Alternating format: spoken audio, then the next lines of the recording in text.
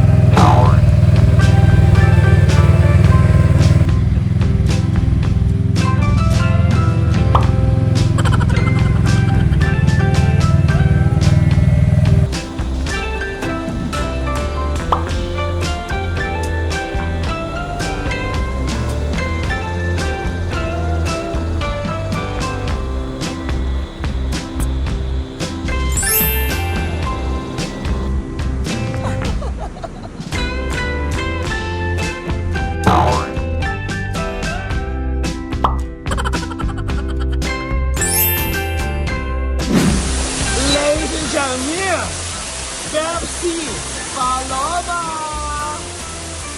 So this is Rio, R-I-O, Mayor Saltwater Crocodile who was caught in the Tuba-Tiber Batara sa Datis in the south of Palawan. At dito sa Pilipinas, dalawang klase po ng crocodiles yung meron tayo. We have Indo-Pacific or saltwater crocodile. Meron po yun sa Pilipinas, meron din po sa ibang bansa. Another one, we have the only one crocodile. So this one po is endemic only in the Philippines. So it is called Philippine crocodile po or freshwater crocodile. Kapag nakita po nyo, pa-align po yung spot, especially sa kanilang tail side, those are Philippine crocodile or freshwater crocodile. So dito po namin nilalagay yung eggs po ng crocodile. And it takes 3 months po before po mag-hatch yung eggs po ng crocodile. So yung mga Philippine crocodiles, they can lay 30 up to 40 eggs. Yung mga saltwater crocodiles naman, they can lay 40 up to 80 eggs. Ang liliit. Ah, ayun siya, oh. Ito, crocodile. Go, pasok niyo yung daliri niyo. Try lang. Crocodile. Crocodile. Crocodile. Hi! Ayan, oh. Ayan, mga 1 to 2 years old pa lang daw itong mga crocodile na to. Hindi sila gumagalaw. Ito, stop toy lang yata yung iba. Galaw kayo, please. Crocodile. Ayun, gumalaw yung isa. Ayun, oh, yung Philippine crocodile, doon nalalaman. Parang may may extra bump sa may ulo. Yan yung difference. Tsaka mas less aggressive daw ang Philippine crocodile kaysa sa Indo-Pacific. Ang pangalan niya, Aklan. Kasi sa Aklan siya nakuha. 16 feet na si Aklan. 60 to 70 years old na. Aklan! Ito sino? Si Mar. Asa si Mar? Ayun. Ito. Mabagal yung kanilang metabolism po. Kahit hindi yan sila kumain ng ating taon hanggang 1 taon nakakasurvive po ang crocodiles. Hindi po yan totoo na matatakaw po sila. Aatak lang po yan yung mga Philippine crocodile once na nasaktan po or naprovoke. Unlike saltwater crocodile po, very territorial. So during breeding season naman ng crocodile, natural po yan sa kanila. Aggressive po ang crocodile. Also, hindi masyadong gumagalaw, nocturnal po yung crocodile. More active sila sa gabi. Pag daytime, kadalasan tulog lang sila. O kaya naman nagpapahinga. Yan ang may pictorial na kami. Ito yung ginagawang bag, di ba? Yung ganyang edad. Ito, nakaka mo sa kama. Siya ka po siya kayo. Direksyon na lang daw. Yan, oh, di ba? Picture. Kaya sana magpasya ng balat niya. good afternoon. So, before po tayo mag-proceed sa ating garden, so ipapakilala ko lamang po sa inyo ang Pride ng Palawan. So, ayan po sila. Those are Palawan Peacock Pisan. Locally po ang tawag sa kanila ay Tandikan. So, yung pong blue one, colorful one, those are male. Ang tawag po sa mga lalaki ay peacock. Sa babae po, yung brown one, ayun po siya sa pinakadulo. Yan po ang babae. Ang tawag sa babae ay peahen. So, sa kagandaan po ng lalaki, yan din ang naging official seal or logo ng Puerto Princesa, Palawan. Sa logo po, merong 66 feather, represent po ng 66 barangay dito sa Puerto Princesa. And also, yan na rin po yung fully grown size nila. So, si male peacock po, nag-open siya ng buntot pag siya ay nanliligaw lamang kay babae. Naka-close, ibig sabihin, passive po siya. Okay, so dito po tayo. Ay, galing na kami doon sa saltwater crocodile. Ba't meron din dito? Gaya-gaya po kasi kami. Okay, so ayan. Ito po ay ecological garden. Ibig sabihin po nun, hindi lamang butterfly ang inyong makikita. So here po, meron kaming saltwater crocodile, meat crocky. So that one po is a female and a 9-year-old saltwater crocodile. So take note po, ang mga babaeng saltwater crocodile, naglilay po sila ng egg even without mating. So even without mating side, they still lay egg po every year yun. Ay, ito yung bear cat! Yes po, Palawan bear cat. Ito yung kape, di ba? No po, hindi po siya.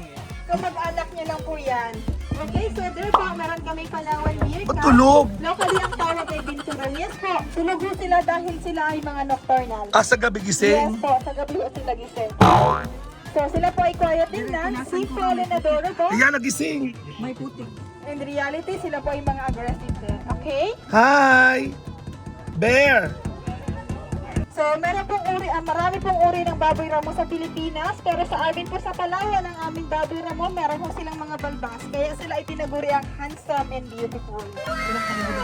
Oo, masarap Yes yan. po, kinakain po siya. According po sa friend ko and sa mga guest namin, mas masarap daw po siya sa meat na pink na pork. Tama po ba? Baboy Ramo!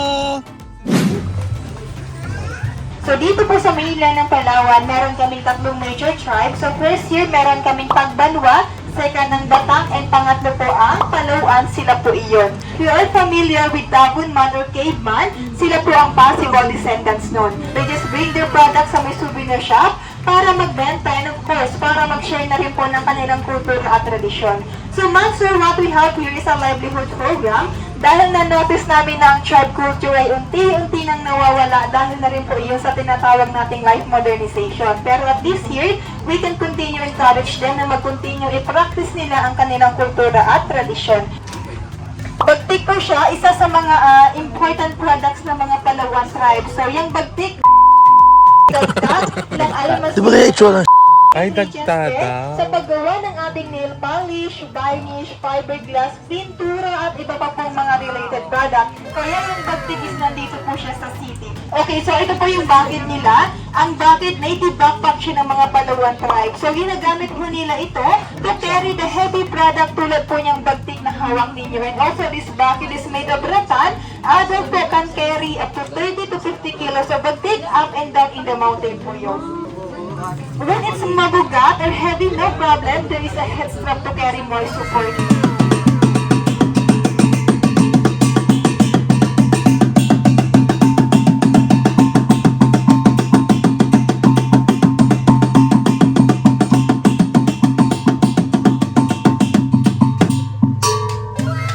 Yes! Okay, first instrument is this gimbal. So gimbal is made of the hollow wood which they carve, and on top they just cover with the animal skin. This one is made of the cow skin. It's called gimbal. So before po the arrival of our 6-strings guitar or modern guitar, Palawan tribe po has their own 2-strings guitar. It's called kutsupi or kudungan. And also this one is considered as one of the first guitar here in the Philippines. So now they're going to play their music. It's called broget. Broget means bird sounds.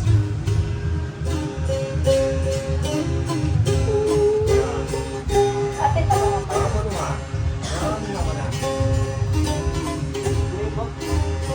Ang tunog oh, dalawa lang.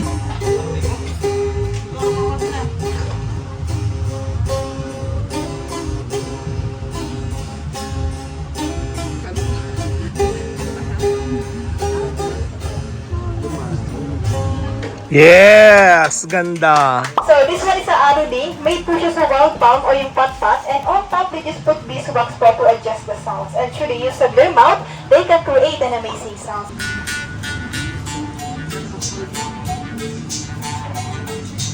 Galing.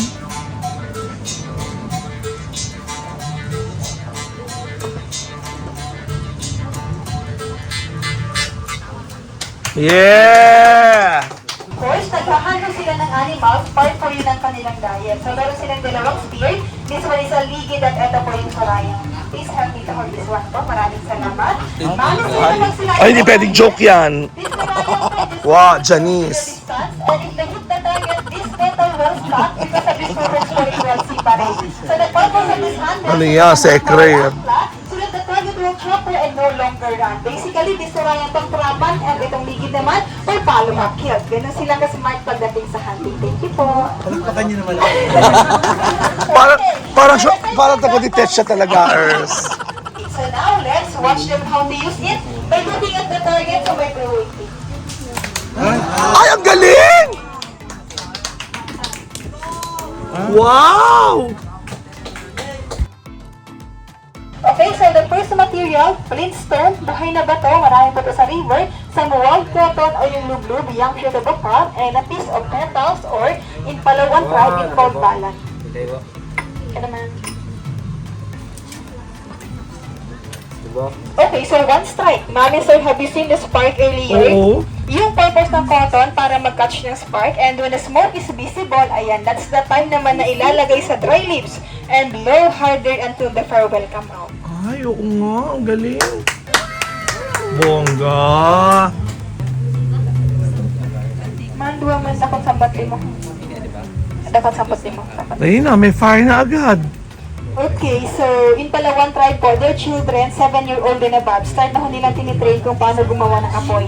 Kasi part na rin po yun ang survival nila. Na as we all know before, po back in the mountain, no lighter or Yeah! Okay, so ma'am sir, try to smell the smoke po. Kung maamoy niyo siya, para po siyang incense or incense. Ay, oo nga. Fairness. Hello. Hello sa inyo. Ayun o. Hi, gising ka. Tulog yata eh. Ayun, ayun. Hi. Oo, yan yun. Yung Smile.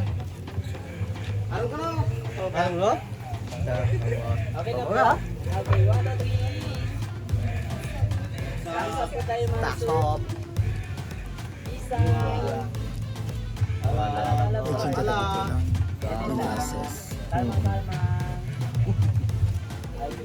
Alright, hello sa inyo. Video muna. Hello po. Siya ang aming interpreter at tour guide. Ano pangalan mo, ate? Sor. Si Sor. Po. Ayan. Oh, python yan. Walang binong talaga ang python. Pero nananakal yan. Of course. Yes, man, baby. 1, 2, 3. Nanakal yan. Sana sakalin ka. Pwede, kahit sandali lang. Kuya, magpasakal ka kaya. Yan. Uy, kuya, go. Okay, tingin po dito, sir. Yan.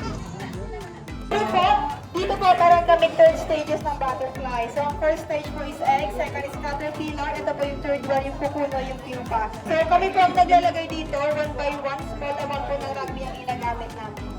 Okay? So, proceed po tayo dito sa may insect area. Sa may stick insect. Rugby, hindi ba nababangag yung butterfly do? Hindi ba ito rugby? Hindi man lang glue?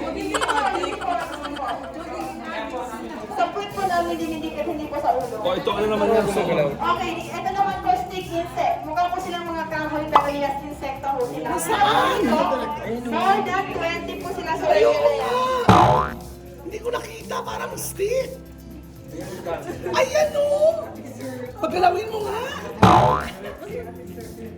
Ayan po. Okay. Parang ano, grasshopper. Family po. Sila po yung mga totally harmless, so doon natin sila mawakan. Ayan. Yan. Yan po ay babae. Ang Anong mga tawag babae dito? po, stick insect. Stick insect sa Tagalog. Wala kita. Bye-bye. Bayin. Bayin. Bayin. Yan pong hawak ni sir, yan po yung mga babae. Ang mga lalaki pa tulad nito, payat lang po sila. Payat ang lalaki. Ayun. Eh, kasi yan bayin, ikaw bakling. Diba? Okay, so dito po, meron naman kami Oh. live insect. Magkano Ano naman naman po yan? yung mga dahon? Ayun nga! Nasaan? Ayan o. Ayun. Ayun nga. Ba't mukha siyang dahon? Yan po, apat po sila sa area na yan. Ito po, palabitan. Mm. So sila po yung mga totally harmless, then pwede po natin silang hawakan. Pero Ba't ganun ano? Mukhang dahon. Yes po, that's the nature sir. Pero balat nila yun. Yes po, pero may yes, buhay po sila. Parang yung lang naman sila, may buhay sila. Ano tawag sa tama? Leaf. Sa Tagalog. Wala lang Tagalog sir, live insect. Dapat nagawan natin. Hindi po, kayo Oo. po gumawa. Ano? Dahona. Ganun, dahon-dahon. Okay, dito po meron kaming geckos or tuko. Marami pong tuko sa Pilipinas, pero naglagay ko kami ng tuko dahil marami po sa mga guests namin na naririnig lang sila pero hindi mo nakikita. So that's why we put geckos there. Ba't siya tinatakpan? Takot sa araw? Yes po, they love the dark area po, ma'am. Eh, Okay? ako.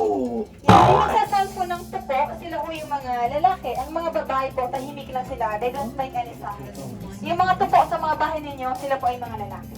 Nakahawak po si ma'am ng Ay, scorpion. ayoko ng scorpion. So, ano si Promise Scorpion tayo? Saan? Okay, over here po, meron kaming baby scorpion. Ang tawag ay scorpions. So, nakasipa rin po siya kay adult. Basta nagugutom po yung adult. Pati po yung mga babies kinakain niya din. Okay, So lumalaki yan? Yes po, yung malaki. Nasaan yung malaking version? Over Ayun. here po, meron kaming adult. Pero hindi pa po ito yung fully size grown nila. Yung fully grown size nila. Lalaki pa po sila dito.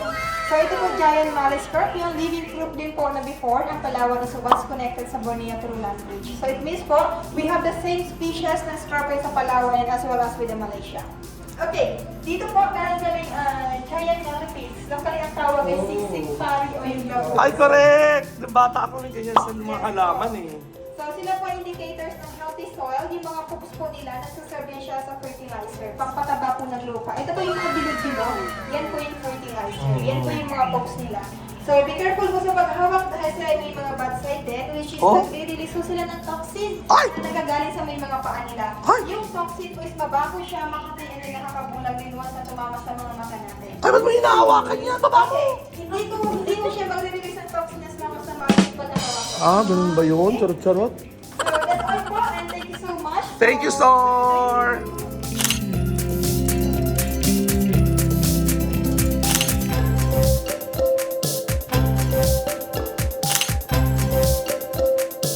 Kaway-kaway! Ayun na po mga excursionista. So nagsi-city tour kami rito sa Puerto Princesa. Siyempre, of course, si Ate Ann, ang aming tour guide. So nagpunta ng mga unang natin pinuntahan kanina. Hindi yung kanina, Crocodile Farm, sumunod, Butterfly Farm namin, tsaka yung tribe, anong tawag doon? Yung Palawan Tribe. Ngayon, pupunta kami sa Mitra Ranch. Pagkaari doon yung dati ni ng mga Mitra, ni Senator Mitra. Maganda doon yung view doon.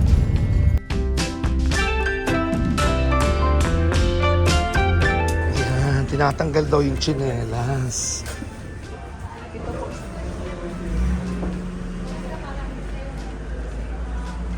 Ayun dyan si Senator Mitra, oh. Yung sa Mitra Ranch, ang pag-aari ni Senator Mitra. Ayan ang view, beautiful. Beautiful, isn't it?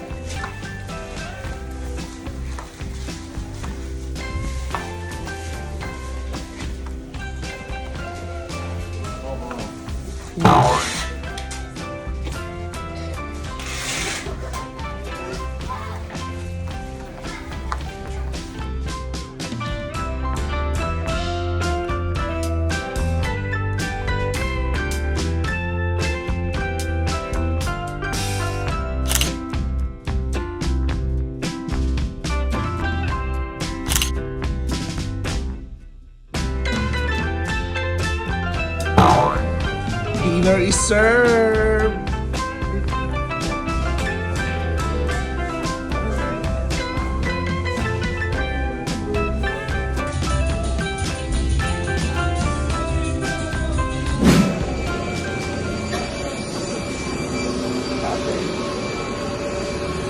Bye-bye, Puerto Princesa!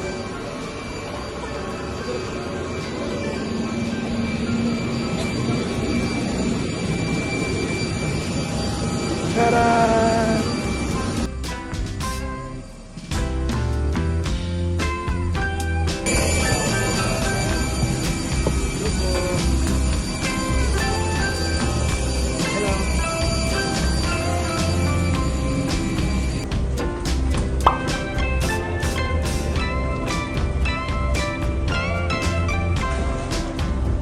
Try!